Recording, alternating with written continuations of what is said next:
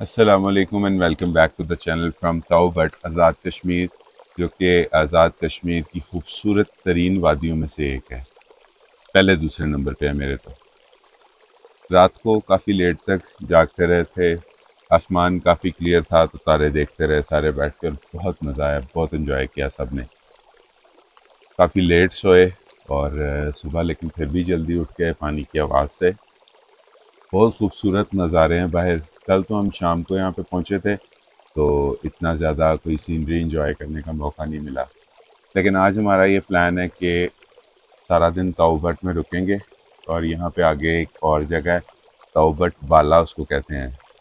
بالا میرے خیال سے اوپر صحیح اخذ ہے، اور وہ تھوڑی سی ہائٹ ہے، یہاں سے تقریباً 1 گھنٹے کی ٹریکنگ ہے، یا پیدل اگر آپ جائیں تو 1 گھنٹہ لگتا ہے، اگر بائکس پہ جائیں گے تو 15-20 منٹ لگتے ہیں۔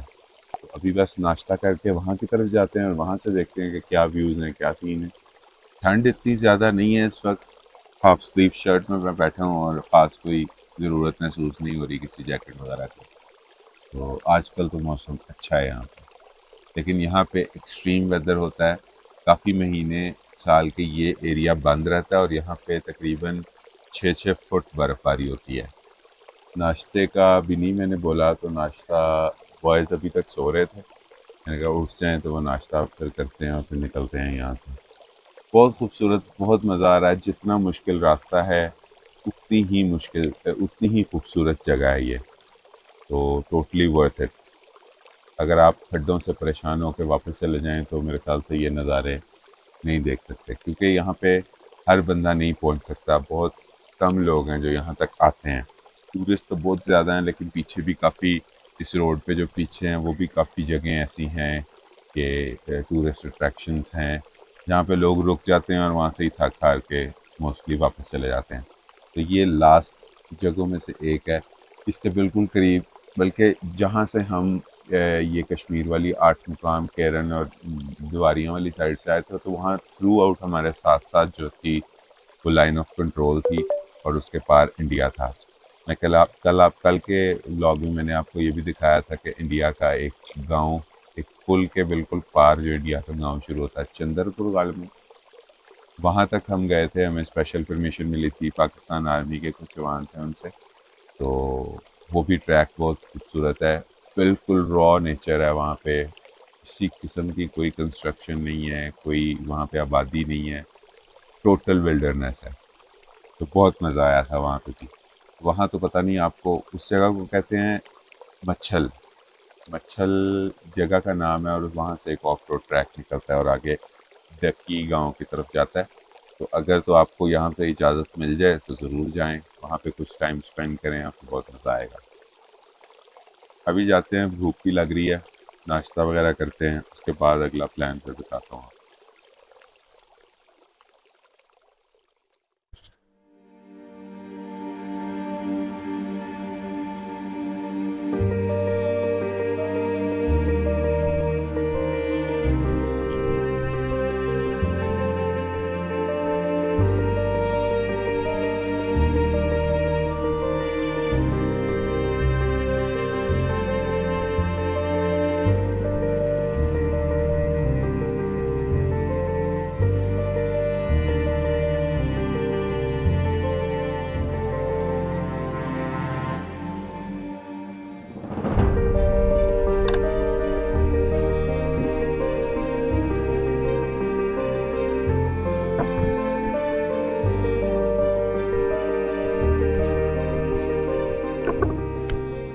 یہ گیسٹ ہاؤس ہم نے بک کیا ہوا تھا، اور اس کے بالکل سامنے یہ اس طرح پانی گزر رہا ہے، اور بہت خوبصورت ویو ہے یہاں سے۔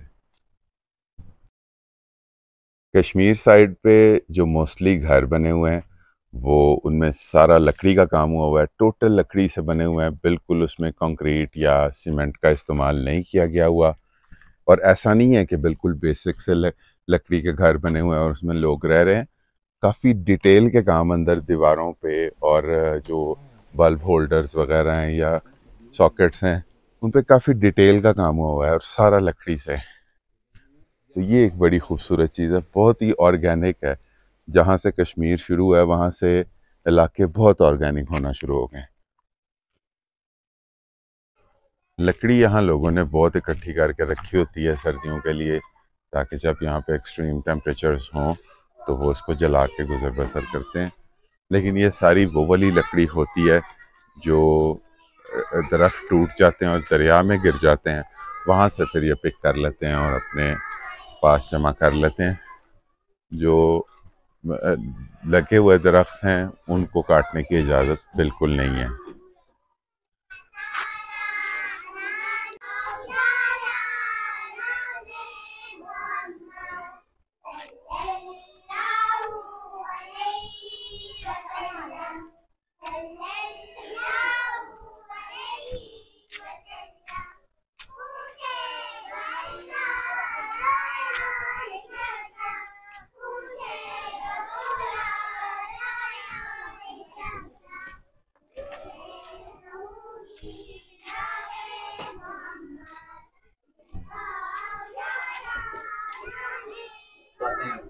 نیلم سماج فاؤنڈیشن نیلم ایلیمنٹری اسکول میں free of cost uniform, books, stationery, shows, bag, school bag, یہ تمام چیزیں فری آف کاسٹ مہیا کرتے ہیں. ایون کی کتابیں بھی بچوں کے لیے، ٹیچر کی سیلری، بلڈنگ کا رینٹ.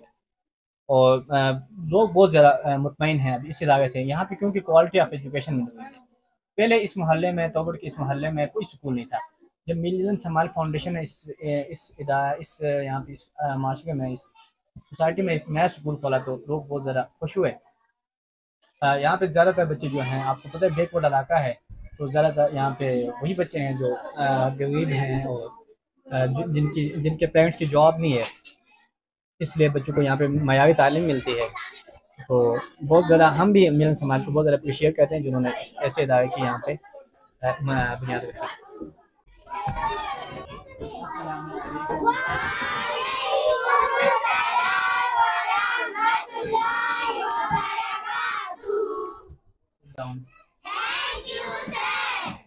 یہ ہماری کلاس 4th کے بچے ہیں اور یہ 2nd کے بچے ہیں، تو دونوں کلاسوں کو ایک روم میں مینیج کیا ہوا ہے. تو انشاءاللہ امید ہے کہ نشاد صاحب نے ہم سے وعدہ کیا ہے کہ وہ ہمارے اسکول کو اپ گریڈ کر کے نا اسے اوپر نئی اسٹوری بنا کے، تاکہ بچے آسانی سے اپنی اسٹڈی کو جاری کر سکیں.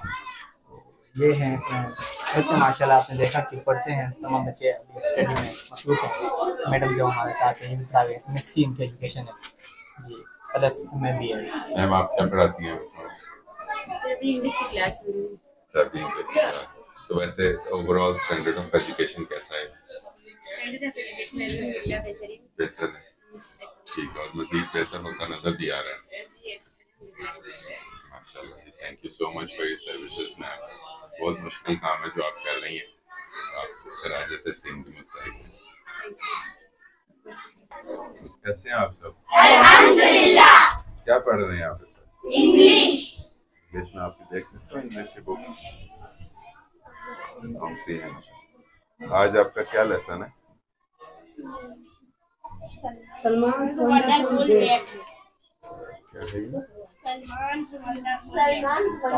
Wonderful bat. یہ آپ ریڈنگ کر رہے ہیں اس کی؟ جی جی انگلش کی کلاس ہے. جی جی. اور کون کون سے سبجیکٹس آپ پڑھتے ہیں؟ سائنس، میتھ، اردو، قرآن، اجاز صاحب آپ کو کیسا پڑھاتے ہیں؟ بہت اچھا. تنگ مارتے تو نہیں آپ کو؟ نو سر. بالکل بھی نہیں. نو سر. دیکھ لیں آپ نے اگر غلط کہا نا تو غلط بات ہے. بالکل کی بات ہے. یس سر. اور مار کا تو یہاں پہ نہیں ہے نا کوئی. پیار سے ماشاءاللہ بڑے اچھے بچے ہیں، سارے پیار سے سمجھ جاتے ہیں. بیٹھ جائیں آپ سب. Thank you sir. ٹاؤبرٹ ایک ریموٹ ایریا ہے اور یہاں تک پہنچنا بہت مشکل کام ہے. اب خود کا پہنچنا بھی اور فوڈ سپلائیز اور دیگر جو ہاؤس ہولڈ سپلائیز ہیں وہ بھی پہنچانا یہاں پہ بہت مشکل کام ہے. لیکن ایسے میں بھی یہاں پہ کچھ سکولز بنائے ہوئے ہیں جو کہ بچوں کی تعلیم پر پورا کام کر رہے ہیں. اور ملینز اسمائل اسکول فاؤنڈیشن ان کے 19 اسکول انہوں نے مجھے بتایا کہ یہاں پہ بنائے ہوئے ہیں جو کہ بچوں کی تعلیم پہ کام کر رہے ہیں.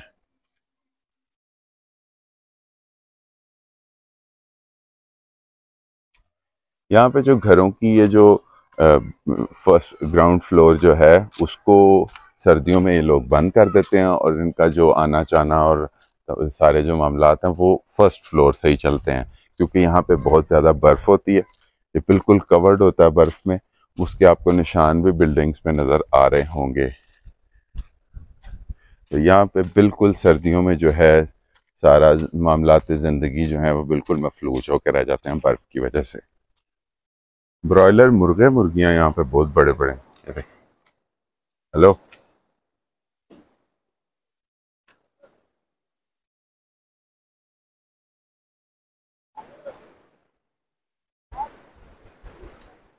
یہاں پہ مین سٹاپ ہے جہاں تک یہ جیپس وغیرہ آپ کو لے کے آتی ہیں۔ کیل سے اگر آپ جیپ کرواتے ہیں تو کیل سے جیپ تقریباً 10 سے 12 ہزار روپیہ چارج کرتی ہے، وہ ڈپینڈ کرتا ہے کہ ان کے لوڈ پہ۔ آج کل جو چل رہا ہے وہ 10 سے 12 ہزار روپیہ ہے۔ سیب کے درخت یہاں پہ جگہ جگہ لگے ہوئے ہیں، کافی زیادہ سیب لگے ہوئے ہیں، لیکن ابھی کچے ہیں، سیزن آف ہے۔ سیب اور اخروٹ یہاں پہ یہ دو پھلوں میں آتے ہیں، اور یہ یہاں پہ چھلیاں لگی ہوئی ہیں، اور زیادہ تر جو ابھی تک میں نے یہاں پہ کراپ دیکھی ہے وہ چھلیاں ہی ہیں، اس کے علاوہ کوئی خاص نظر نہیں آتی۔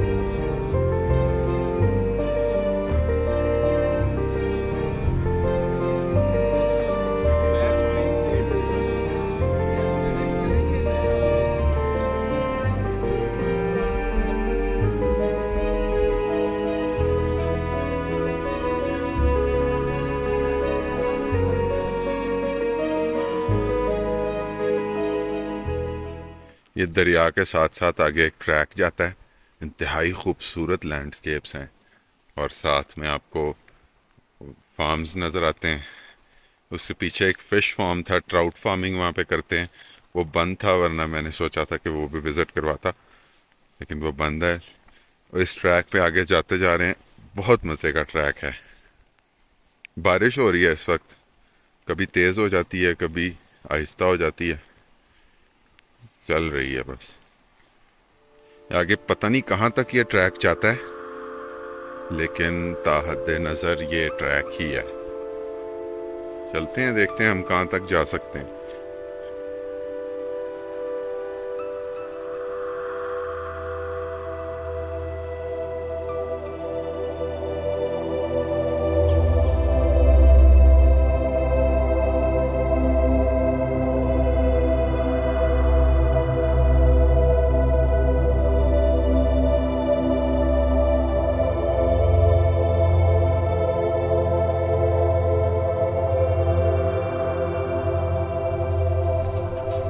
بارش کافی تیز لگی ہوئی ہے، کبھی تیز ہو جاتی ہے، کبھی سلو ہو جاتی ہے۔ تو یہاں پہ ٹریک پہ ہم کافی آگے نکل گئے تھے، ابھی واپس کی طرف جا رہے ہیں، ہوٹل سے سامان وغیرہ وائنڈ اپ کرنا ہے، اور پھر ادھر کی طرف جاتے ہیں تاؤبٹ بالا کی طرف۔ تو میرے خیال سے بارش تھوڑی سی رک ہی جائے پھر ہی نکلیں یہاں سے، کیونکہ سلپری کافی ہوگی۔ تو جاتے ہیں وہاں سے، پھر آپ کو دکھاتا ہوں سینز۔ ہوٹل سے سامان وغیرہ اٹھا لیا اور اب تاؤبٹ بالا کی طرف موو کر رہے ہیں، لیکن یہاں پہ ایک چھوٹا سا مسئلہ ہو گیا ہے۔ میں نے ایک تجربہ کیا تھا کیمرہ کے ساتھ جو کہ فیل ہو گیا، بلکہ بہت ہی کاؤنٹر پروڈکٹیو ہو گیا، مجھے پتہ بھی نہیں چلا، اور میرا مائک جو ہے وہ کام کرنا بند کر گیا تھا، اور اس ویڈیو کی بالکل بھی آڈیو ریکارڈ نہیں ہوئی۔ تو خیر اس وجہ سے وائس اوور کرنا پڑ رہا ہے، لیکن یہ زیادہ نہیں ہے، کوئی 15 منٹ کا راستہ ہے، اور فوٹیج بھی جو ہے یہ بہت زیادہ شیکی ہے۔ تو 15 منٹ کا راستہ ہے اور راستے سے آپ کو اس ایریے کی وائب کا اندازہ بخوبی ہو جائے گا. انتہائی خوبصورت لینڈسکیپ ہیں، لش گرین سینریز ہیں توبٹ بالا تک، بلکہ توبٹ بالا کی تو جو ہے اس سے بھی خوبصورت سینری ہے. تو کوشش کرتا ہوں کہ میں اس کو تھوڑا سا ایڈجسٹ کر لوں ویڈیو کو، تاکہ آپ کو کچھ بہتر نظر آئے سین.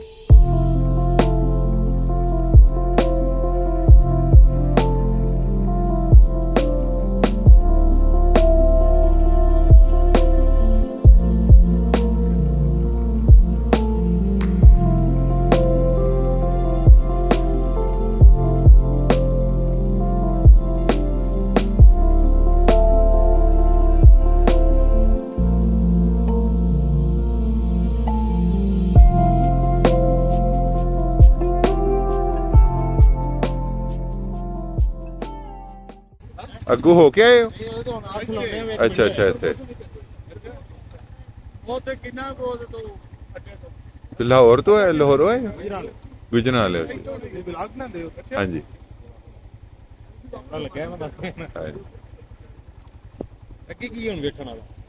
پتہ نہیں جو نظر آ جائے گا بس ایسے. ہاں جی ٹھیک ہے جی، اللہ حافظ. جی ضرور. یہ بھائی صاحب یہاں پہ گجرانوالہ سے آئے ہوئے ہیں اور یہ توبٹ سے آگے توبٹ بالا میں کھڑے ہیں اور کہہ رہے تھے کہ ہمارے ساتھ تو ٹک ٹاک والوں نے بڑا دھوکہ کیا ہے. یعنی اس سینس میں وہ کہہ رہے تھے کہ انہوں نے کہا تھا کہ یہ تو بہت خوبصورت جگہ ہے لیکن یہ تو بس کچھ بھی نہیں ہے. تو خیر مجھے تو لگا ہے کہ بہت خوبصورت جگہ تھا، بٹ ان کو کیوں نہیں خوبصورت لگی یہ وہی جانتے ہیں، لیکن ان کے ساتھ دھوکا ہو گیا یہاں پہ آ کے.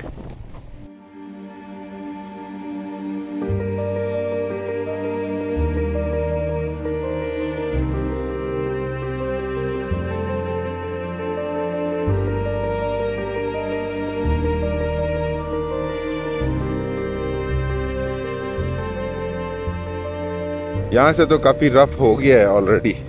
یہ دیکھیں پتھر، ٹریک کوئی نہیں ہے جانے کا، لیکن پھر بھی تھوڑا سا کریزی کرتے ہیں.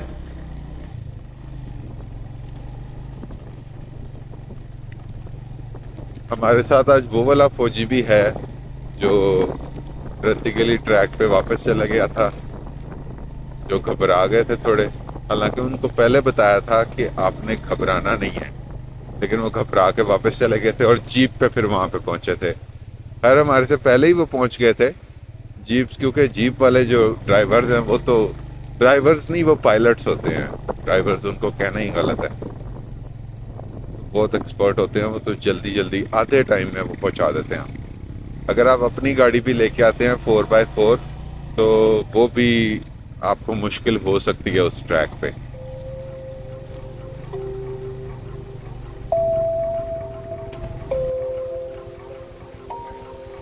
دھیان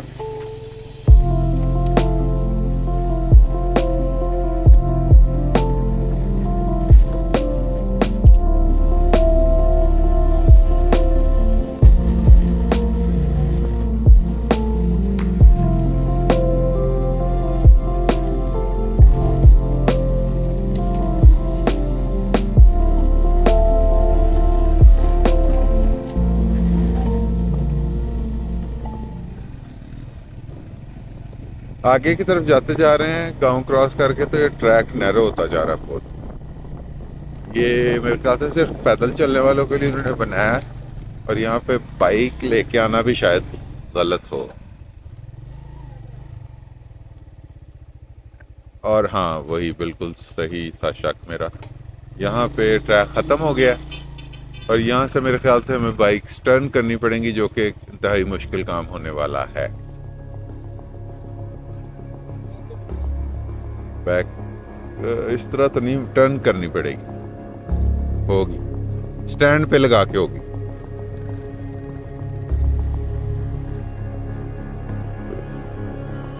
کھائی ہے نہیں، گہری نہیں ہے کھائی، لیکن کھائی تو ہے.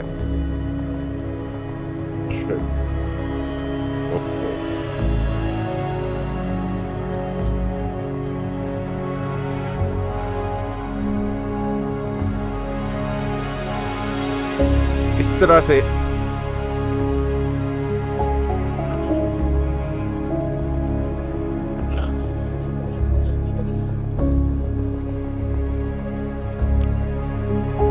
دیکھ بھی رہے ہیں، یہاں سے موڑ رہے ہیں نہیں.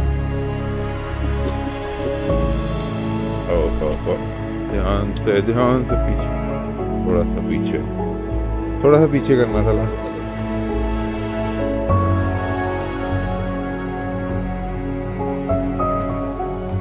یہ اندر دھنس رہا ہے وہ سٹینڈ، تھوڑا سا پیچھے کرنا.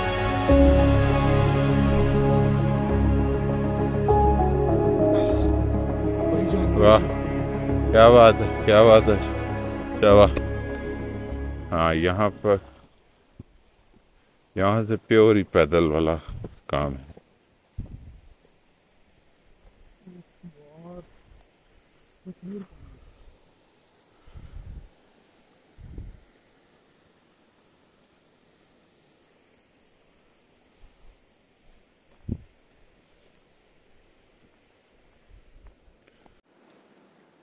توبٹ سے آگے توبٹ بالا کی طرف گئے تھے اور یہاں پہ بہت تیز بارش شروع ہو گئی ہے. تو ویسے پہلے پلان یہ بنا تھا کہ یہاں پہ فشنگ کر لیتے ہیں، اجازت بھی اس کی لے لی تھی، لیکن بارش اتنی تیز تھی کہ نہیں مناسب تھا وہاں پہ رکنا فشنگ کرنا.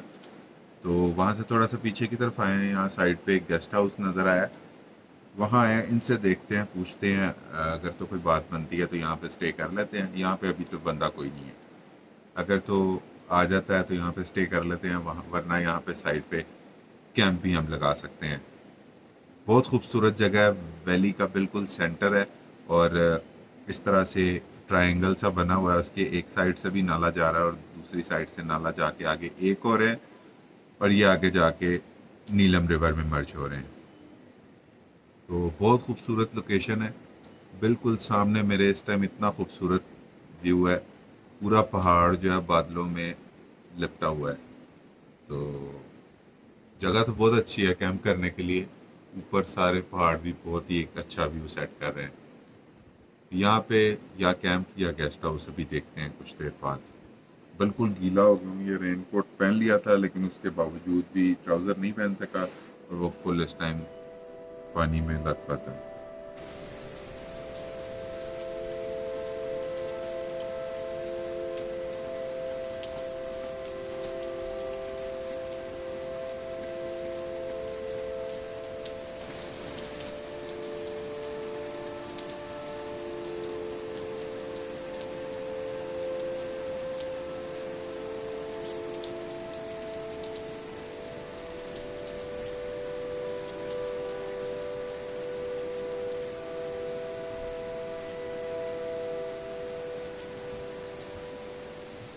یہ ہمارے پاس ایک بہت ہی اسپیشل ساگ آ گیا ہے جو کہ 14,000 فیٹ کی بلندی پہ اگتا ہے، اور اس زبان میں اس کو وٹ کڑم کہتے ہیں، اور باقی بتاتے ہیں. جی یہ بالکل 14,000 کی بلندی سے آتا ہے، اور یہ سال کے ٹوٹل 1 مہینے میں ہوتا ہے. جب برف اٹھتی ہے، برف اٹھنے کی جب دھوپ لگتی ہے، وہ دھوپ کا وہ جو 1 مہینہ ہوتا ہے برف اٹھنے میں، تو یہ اب اس ٹائم ہوتا ہے. تو جب یہ 1 مہینے کے بعد یہ غائب ہو جاتا ہے. سال کے ٹوٹل 12 مہینوں میں سے یہ 1 مہینہ ہوتا ہے بس. اس کو اگانے کے لیے کوئی دانا بھی نہیں، دانا نہیں، یہ قدرتی ہے، اور اس کے لیے جانا جاتا ہے 12 سے 14,000 کی بلندی پہ جا کے دانا پڑتا ہے. ٹھیک ہو گیا. سارے چل گئے میرا گونگا. کھاتے ہیں، چیک کرتے ہیں اس کو کہ کیسا ہے. کھانا کھا کے کر دوں گا. ابھی آپ لگا دیں، دوسرا لگا دیں. اور دوسرا وہ آلو کی بھجیا وٹ کڑم، اس کو پہاڑی سبزی بھی کہہ رہے ہیں، کیا پہاڑی ساگ بھی کہہ رہے ہیں.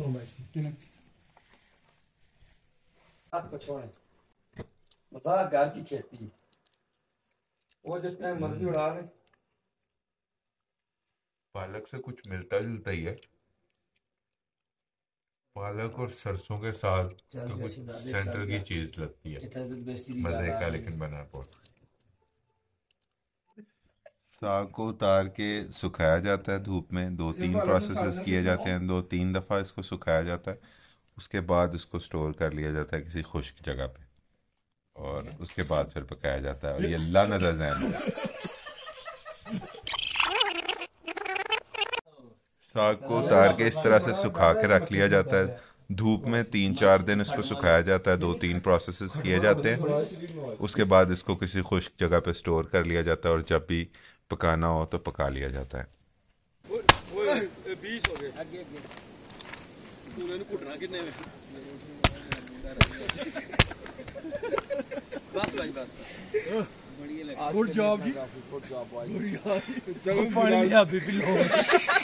آج کی رات ہم اسی گیسٹ ہاؤس میں سٹے کریں گے اور آج ڈے 5 ہے ٹرپ کا، لیکن اگر میں یہ کہوں کہ آج کی شام اب تک کی خوبصورت ترین شام ہے تو یہ بات بالکل غلط نہیں ہوگی۔ ایک تو یہاں پہ نظارے بہت ہی زیادہ خوبصورت ہیں، دوسرا یہاں پہ جو ہوٹل آنر ہیں جوشی بھائی، انہوں نے اپنے سنگیت سے اس شام کی خوبصورتی کو 4 چاند لگا دی ہیں۔ بہت ہی خوبصورت انہوں نے موسیقی سے ہم سب کو انٹرٹین کیا ہے۔ اس کے بھی کچھ کلپ میں یہاں پہ شیئر کرتا ہوں، اگر یوٹیوب نے کاپی رائٹ کلیم یا کاپی رائٹ اسٹرائک نہ دی تو وہ یہیں پہ رہیں گے، ادروائز مجھے وہ سیگمنٹ میوٹ یا اس کو ریموو کرنا پڑے گا۔ تو اس ویڈیو کو یہیں ختم کرتے ہیں، امید کرتا ہوں کہ آپ کو ویڈیو پسند آئی ہوگی۔ کل کا ہمارا پلان یہ ہے کہ ہم نوری ٹاپ کی طرف جائیں گے اور وہ ایک لائف ٹائم ایڈونچر ہونے والا ہے۔ تو آپ سے ملتے ہیں کل، تب تک کے لیے اپنا خیال رکھیں، اللہ حافظ۔ آنکھ ہے بری بری اور تم مسکرانے کی بات کرتے ہو، زندگی خفا خفا اور تم دل لگانے کی بات کرتے ہو۔ چاہوں گا میں تجھے سانجھ سویرے، پھر بھی کبھی اب نام کو تیرے آواز میں نہ دوں گا، آواز میں نہ دوں گا۔ بڑی بھول ہوئی ارے ہم نے، یہ کیا سمجھا یہ کیا جانا پتھر کے صنم، چہرہ تیرا دل میں لیے چلتے رہے انگاروں پہ، تو ہو کہیں تو ہو کہیں سجدے کیے ہم نے تیرے رخساروں پہ، ہم سا نہ ہو کوئی دیوانہ پتھر کے صنم، تجھے ہم نے محبت کا خدا جانا، بڑی بھول ہوئی ارے ہم نے، یہ کیا سمجھا یہ کیا جانا پتھر کے صنم۔